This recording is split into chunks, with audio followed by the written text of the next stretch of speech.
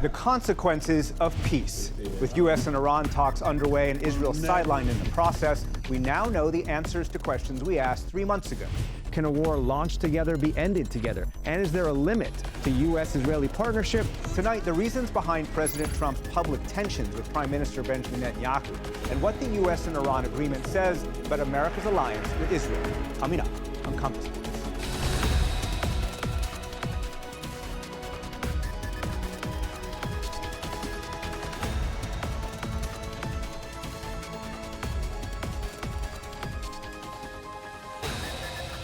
Support for Compass Points has been provided by the Judy and Peter Bloom Kovler Foundation, Camilla and George Smith, the Dorney Koppel Foundation, the Gruber Family Foundation, and Cap and Margaret Ann Eschenroder. The Judy and Peter Bloom Kovler Foundation, upholding freedom by strengthening democracies at home and abroad. Additional support is provided by Friends of the NewsHour.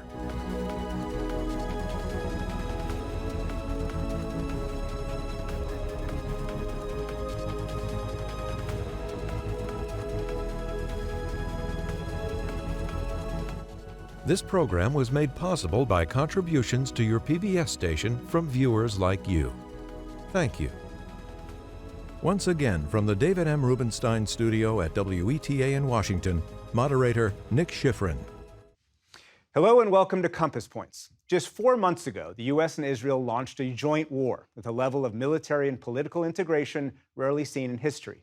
But the U.S. is now unilaterally negotiating a memorandum of understanding with Iran that Israeli officials have openly criticized. The president and vice president have in turn publicly criticized Israel. And the fighting in Lebanon between Israel and Hezbollah remains a major challenge that could undermine the deal. So how fine is the line that Benjamin Netanyahu walks, as he's viewed by critics as an impediment to peace? And what does that tension say about the future of the U.S.-Israel alliance? To discuss that, I'm joined in Tel Aviv by Michael Herzog. He was, until last year, Israel's ambassador to the United States and is now a distinguished fellow at the Washington Institute for Near East Policy. And here with me in the studio, Danielle Pletka, distinguished senior fellow at the American Enterprise Institute, and Aaron David Miller, senior fellow at the Carnegie Endowment for International Peace and former senior State Department advisor in Republican and Democratic administrations on Arab-Israeli negotiations. Thanks very much. Welcome back. Great to be here. Compass Points. Ambassador Herzog, I want to start with you. Did the U.S. treat Israel as an ally in this war, but is now not treating Israel as a partner in the peace? Well, what we see is that while, as we are fighting Iran together, we're very close and closely aligned, and this type of war, of course, necessitates a high level of trust, coordination, and cooperation. But when it comes to a diplomatic settlement or diplomatic outcome, we part ways, and we don't feel that the U.S. considers Israel a partner to that. Probably because they decided to opt out of the war, and they feel that the Israeli government would like to press on. I must say that here in Israel, there's a widespread disappointment from the U.S.-Iran MOU. Having fought together, the Israeli expectation, I'm talking about general consensus here from right to left, it's not only opposition and coalition, there's no such division on Iran. There was an expectation that the amazing military achievement we scored together would be translated into a strong, enduring diplomatic outcome focused on the nuclear issue. And instead, we got a general MOU, which kicks the can down the road in terms of a solid nuclear arrangement. And on top of that, it links the Lebanese and the Iranian theaters, something that both Israel and Lebanon are opposed to. And do you think the nature of the memorandum of understanding, and I'll list some of those specifics in a second, or also the fact that Netanyahu seems to have much less say in the conclusion of the war than he had in the beginning or the outcome, the conduct of the war itself? That is true. I don't think he was party to shaping the MOU. I mean, he had many conversations with President Trump. expressed his opinion, but ultimately the U.S. went its own way. And what I understand is that Israel was not really consulted on that. It was quite surprised and disappointed by the outcome. Danny, is that right? Was the Israel not really consulted about the outcome and was surprised by it? Oh yeah, no, I found absolutely nothing to disagree with in anything Ambassador Herzog said. The decision. This was a decision that was made very much in Trump world. And when I say Trump world, I mean in the very, very tiny, tiny circle that is the president and his main advisors. To the extent that countries like Qatar, the UAE, and others were involved. They were more involved as kibitzers, if I can use that diplomatic term. They were the peanut gallery that was influencing the people who are talking to the president. They were not being asked, is this okay? Do you have concerns? Is there a different outcome? Should we be doing this? What have we missed? What are you most worried about? None of those conversations were happening. Aaron, should we be surprised that the President of the United States decided to end the war the way he wanted to end the war? No, because in a war of choice without clearly articulated objectives and no sense of correlating the means at our disposal to achieve those objectives, underestimating an adversary, a brutal authoritarian repressive regime that has weaponized geography, now made the Straits their new nuclear weapon. I think it was inevitable. I think Danny's right, and it's great to be here with Mike and you, Nick, that divergence, not just in tactics and strategy, was implicit almost from the beginning of the war. And it does not surprise in the least that this president, transactional, cares about Israel, but cares more about Donald Trump and how it all is going to look and be perceived. That's why I think we are where we are. And let's put an underline on this difference between the beginning of the war and where we are today. Take a listen to how Netanyahu described the U.S. Israeli relationship in mid-March, just a few weeks into the war, and then how President Trump described Netanyahu just last week. We are now a mighty power, almost global, together with our ally, who is the global superpower, fighting shoulder to shoulder. We're the big partner, and he's the very small partner. Ambassador Herzog, how do you reconcile those two statements? What happened between March and now? Well, as I said, the two parties parted way when the U.S. decided to end the war on these terms. And the feeling was that it wouldn't satisfy Israel and that Israel wanted to push on. So here we are witnessing some tensions. I think the tensions today are focused on Lebanon. The very fact that the Trump administration decided to link the Iranian and Lebanese theater is a very big challenge to Israel, because since the Trump administration announced a ceasefire in Lebanon, we lost many soldiers, not only in Lebanon, but also in Israel itself, from drones, from rockets, other military instruments. And the feeling is that there's only fire, no ceasefire. That we should have prioritized that the direction in Lebanon should be decided in negotiations between the Israeli and Lebanese governments, not in negotiations between the US and the Iranian governments. Iran has no role to play in Lebanon as far as we are concerned, as far as the Lebanese are concerned. This injected a lot of tension. And so one thing that Israel did was hold its fire, save for incidents when you have to you need self-defense. But other than that, we're not proactive. And now the Iranians are trying to frame the debate around the Israeli deployment in southern Lebanon. Namely, they're saying we will not sign the ultimate deal unless Israel withdraws from southern Lebanon. If the US adopts this position, it puts Mr. Netanyahu in an impossible position. It He has seems, to decide between his own political base, and we are headed to elections, and between his relations with President Trump. I think that's a key question. I think, and also it's not only Lebanon, although that's obviously one of the flashpoints. The Iranian regime has already received permission to sell oil in dollars, gets $300 billion in the long run, at least, for a reconstruction fund. We'll see if that actually happens. The deal does not address Iranian missiles or proxies. And when it comes to Ambassador Herzog's point about Lebanon, listen to how President Trump describes Israel's actions in Lebanon. Too many people are being killed. And you don't have to knock down an apartment house every time you're looking for somebody, because there are a lot of people in those apartment houses, and they're not all Hezbollah. Aaron, how does Netanyahu address these issues, address Lebanon, without alienating Donald Trump? I mean, I think he's navigating a very fine line between a domestic constituency. Forget his own government for a minute. Just imagine the million residents of northern Israel and the border communities. They feel betrayed that he exposed them by beginning this war. They feel betrayed by the fact that the IDF is now constrained. I think you have 36 Israelis killed, Israeli soldiers since March. The Iranians are using as well as using fiber optic drones. The Israelis don't have an answer. But they also have no military solution. This is, in essence, it seems to me, the problem.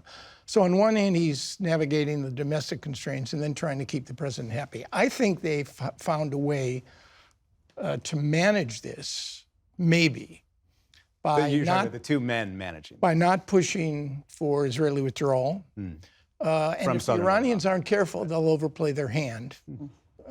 Because they are using Lebanon, I think, to drive a wedge between the U.S. and Israel and to create a zone of immunity for Hezbollah. And Danny, I saw you shaking your head about missiles especially, right? President Trump started the war saying that he was going to decimate Iranian missiles. Now, apparently, let's listen again, he believes they're going to be okay. And I have guys, I like some of these guys, but I don't think they're smart. Sir, you shouldn't let them have any missile. I said, well, what am I going to do? Am I going to let Saudi Arabia have missiles, but they can't have them? Yes, sir. It doesn't work that way, you know? It doesn't work that way. And missiles aren't the problem. Missiles they hurt a little location, but they don't blow up the planet. Danny, missiles aren't the problem. I mean, Iran fired more than 600 missiles at Israel during this war. Look, let me contextualize this. You know, I think we know this, but let's contextualize this for your viewers. Donald Trump is a businessman from New York and a very successful entrepreneur and a very market-sensitive politician. He has a real feral sense for sort of the public pulse, and I give him a lot of credit for that. In terms of national security policy, it's not just that he has no vision. There's nothing there. Right? There's nothing there. And we all understand what happens when there's nothing there. Nature abhors a vacuum. National security experts abhor a vacuum. He is getting advised by different people who have different agendas. And when this conflict started, he was listening to one group of people. Throughout the course of the conflict, that changed, and then as the conflict did not turn out exactly as he had wanted, and I always find the best analogy for me, excuse me, to 14-year-old boys, is that I think of him like that, right? I went over to my friend's house and we were supposed to do X and they didn't do it, and Mom, I am never talking to him again, right? That's how you need to think of the president. Then he adjusted to the people who he wanted to hear from, and now he's listening to other people. And so if you look at the trajectory, what you see is at the beginning, he was listening to his friends in Israel, friends who are supporters of a strong American posture towards Iran, people like, not me, but people like me. And as this changed, he is now listening to Steve Witkoff, Tom Barrack, and Jared Kushner. And I can explain why people always say, oh, Jared Kushner, he's Jewish, he must support Israel. No. But in any case, he is now listening and he is using Iran's talking points. These are Iran's talking points, and we should be very, very overt about it. And by the way, not letting you get a word in edgewise, Nick, by the way, the MOU looks like it was written by, and I believe certainly was drafted by, the Islamic Republic of Iran. Can I just add a point? I mean, I think this last point that Danny made is absolutely correct. I mean, I've been around negotiations for a while. We had very bad lawyers and very bad negotiators. The fact that Article 1, the first, like Article 1 of our Constitution, talks about Congress as the most important branch. Article 1 mentions Lebanon 3 times. I mean, it's the very first sentence. Who negotiated this on our side? The president's son-in-law and his best friend. So, you can't operate, you can't run the railroad of national security like that. So, but let's get to brass tacks here. Let's get to a question of where does this actually lead policy-wise? Where does this lead the U.S. and Israel? And of course, part of the relationship between the two men is, shall we say, rhetorical flourishes that come out of the President of the United States. Bibi's aides tell me he's gotten used to these, but nonetheless, let me just highlight one. So in their new book, New York Times reporters, Maggie Haberman, Jonathan Swan, say on one call, President of the United States, Donald Trump, told Netanyahu, all the Jews are sick of you. Even the 2 Jews on this call are sick of you. That was a reference to Steve Witkoff and Jared Kushner. And I just want to be clear here, I am quoting a book. The president has told Fox's Trey Yingst, Axios' Barak Ravid, Bibi has, quote, no effing judgment. What the F are you doing? You're effing crazy. Now, we know Trump is not the first cursor in chief, let's be honest, right? But, Aaron, has any American president ever talked to or about an Israeli prime minister? No. And so, I mean, 1,000 times no. I mean, Jimmy Carter, I worked with Jimmy Carter to Bush 43, you could throw in Obama and Biden. The answer is no. No American president or vice president, for that matter, has ever talked about an Israeli prime minister the way they have. And no American president has ever willfully leaked the contents of his private phone conversations. Some of it's on the record, frankly. Right. That wasn't him leaking that. Right. Well, right. I hate to say. No, but the president has confirmed some of this himself. And for Trump, I think it works. But we're a far cry from that to what, to me, is more important, and that is, will the administration impose any costs or consequences? That's a critically important question. On Iran? Or on any. Well, on Iran, when it comes to weapons and comes to on Israel. And the question, right. Will the U.S. actually impose consequences policy-wise? My answer is no. Right. They're not going to restrict or engage in military assistance. They're not going to stop intelligence sharing. They're not going to stop research and development. They're not going to stop discussions over an MOU for the next 10 years. They're not going to adopt their own Security Council resolutions critical to Israel or vote for someone else's. They're not going to do any of that, in my judgment. Yeah. Danny, you're not convinced? I think that we can persuade ourselves that that a lot of this is, Sturm und Drang. It's just signifying nothing. Sound and Fury. Sorry to Shakespeare. Signifying nothing, but I think that masks the fact that we are at an inflection point in American relations with Israel.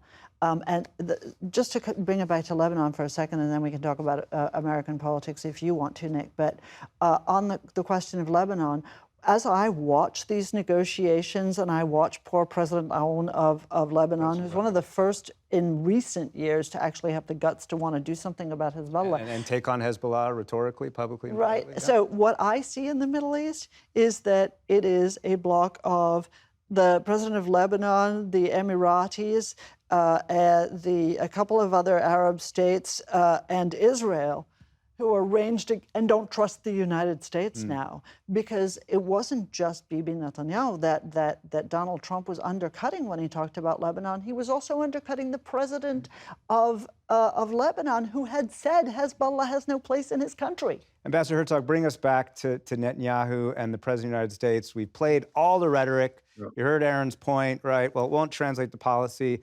But for Netanyahu, he's facing an election, as you pointed out.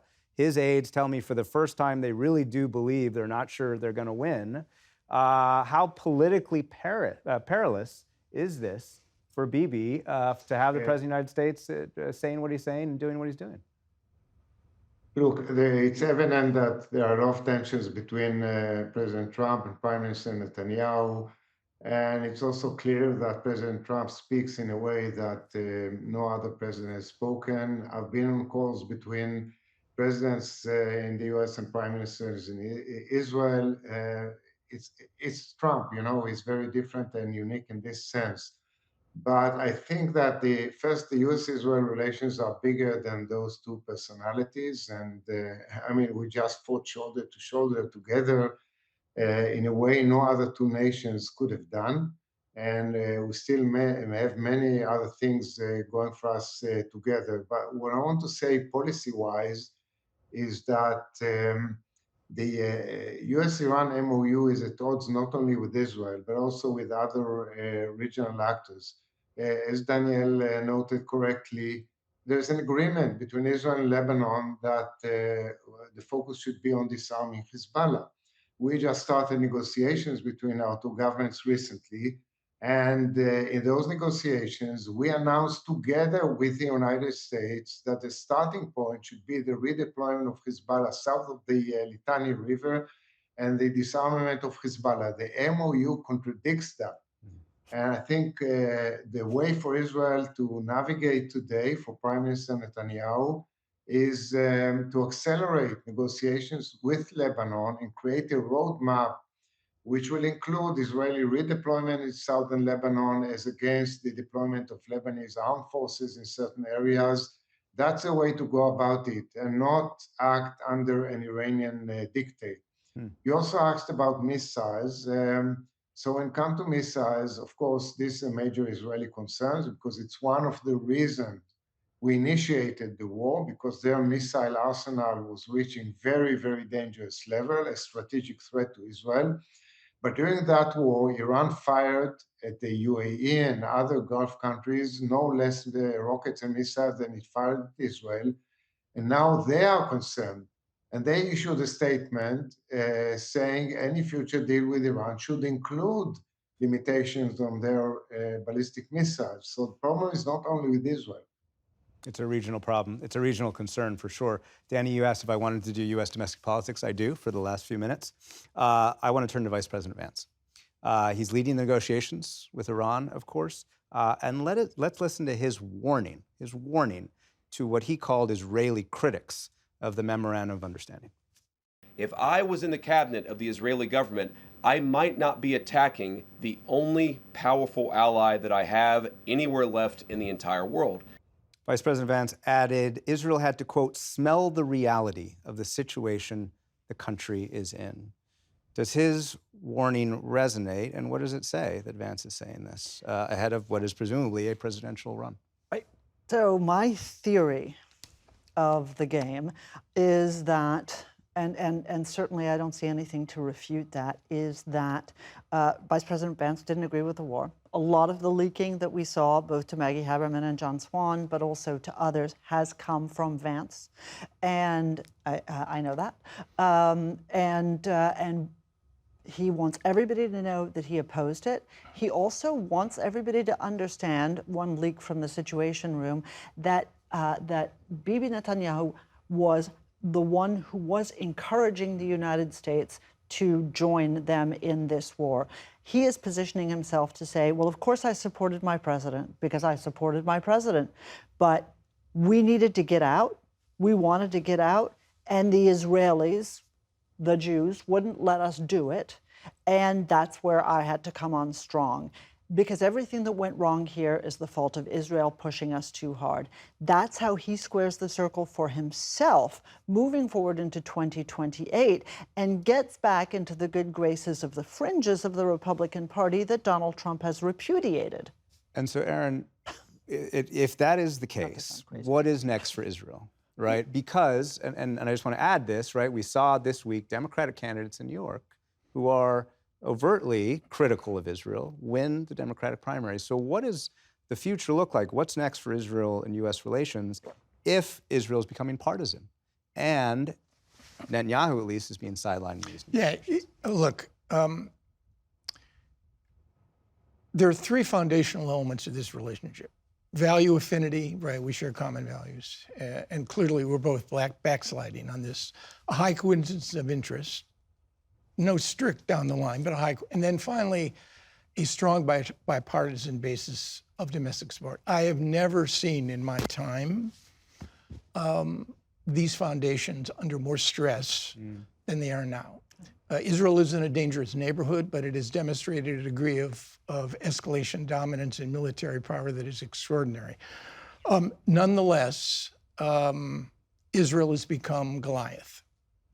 It's no longer viewed as David, and large parts of the Democratic Party and increasing numbers of Republicans. But we only have one president at a time. So what I'll be looking for between now and October is whether or not Donald Trump sets up, re-elect Benjamin Netanyahu campaign headquarters in Washington. That, to me, is the test, at least for now. For now, absolutely. Aaron David Miller, Danny Pletka, Ambassador Mike Herzog, thank you very much. Really appreciate all of you being here. And that is all the time we have for now. Thank you at home for joining us. I'm Nick Schifrin. We'll see you here again next week on Compass Points. Support for Compass Points has been provided by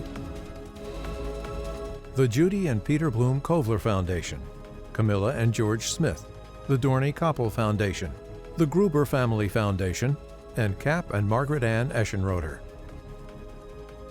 The Judy and Peter Bloom Kovler Foundation, upholding freedom by strengthening democracies at home and abroad. Additional support is provided by Friends of the NewsHour.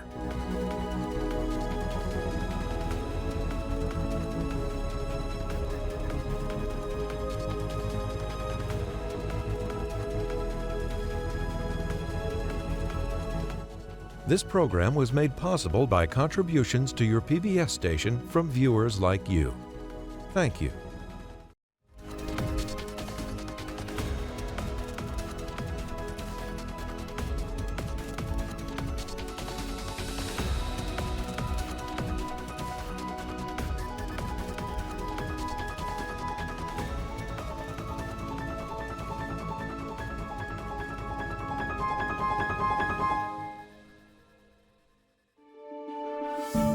You're watching PBS.